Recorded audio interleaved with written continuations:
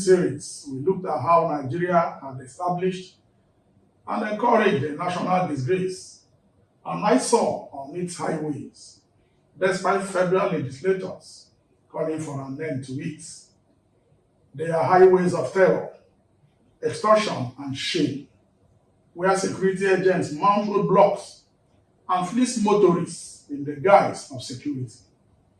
Along Shagamu to Asaba, a stretch which ordinarily should take 7 hours to cover, bearing bad portions of the road, one could spend 24 hours. This is December, and it is a period when the worst of these security men is unleashed on motorists. On this highway, there are predominantly the police, and then the army, customs, civil defense, and the federal road safety corps.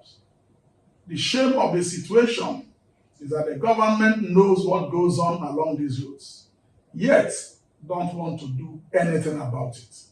It's a conspiracy of silence and inaction. For the police, when the current IG took office, he promised to sanitize the force while providing welfare for the officers and men. We have had bits and pieces of interventions by the police hierarchy against erring officers now and again. And so this is to the IG of police. Sir, when will you sanitize our highways and restore road travel to be a thing of joy and desire? When will you leave your cozy office in Abuja and pay unscheduled visits and stops on these highways and see firsthand what goes on there? In your estimation, can you say that you have lived up to expectation in your vision as the IG of police? Or is it true that the income from these checkpoints are sent to the top, where it lubricates postings and rewards loyalties? Until the police put a stop to this menace, Nigeria will continue to be a subject of mockery. Along this highway, you will find all branches of the police providing security. The regular police, the divisional police in charge of the area command officers, the highway patrol, the mobile police, the traffic section, the plainclothes men, the anti-bomb squad, the anti-cultism unit, the anti-kidnapping squad, the SWAT team, and the special forces. The result is that they fall over each other in the shameless bid to extort and fleece motorists. Meanwhile, on many occasions, while they provide security, kidnappers and robbers operate nearby without any resistance from these highway businessmen.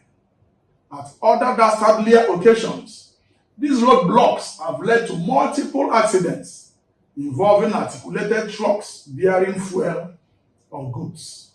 Lives have been lost and destiny shattered by these men. At some point, please open fire on motorists who resist their demand to drop something at these toll gates. Such is the desperation. Such is the loss. Such is the inaction. Nay, conspiracy by the police hierarchy. Then we have the Nigerian customs who mount roadblocks and check for vehicles whose import duties were not fully paid at the wharves. They also seize bags of rice, cartons of frozen meats, wines, and other items, thus triggering the question of how these items pass through the borders in the first place. Recently, the Court of Appeal upheld a federal high court ruling that personal items were exempted from import duties. In that case, between Cheque Ojukwu and the Nigerian Customs Service, the court ruled that no one should pay import duties on personal items that are not for sale. In that case, Mr. Ojukwu, while returning from the UK, brought in 4 pieces of iPhone 13 Pro, which he claimed was for personal use. The customs men thought otherwise and seized them. The man went to court, and the rest is history. These personal items are what these men seize every other day on these highways. What shall we say about the Army, Navy, NDLEA, Civil Defense, and just anyone who feels empowered by this raging impunity. It is a competition about who will extort Nigerians more. Incidentally, and most unfortunately, our leaders go on grandstanding, deceiving themselves about Nigeria being a giant of Africa. Giant come, giant knee. December is here again. Let the business begin.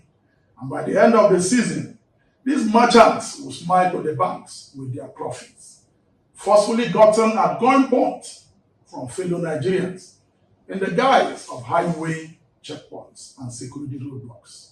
Shame. Kindly follow us on all our socials at ZFA. Like, comment, and share.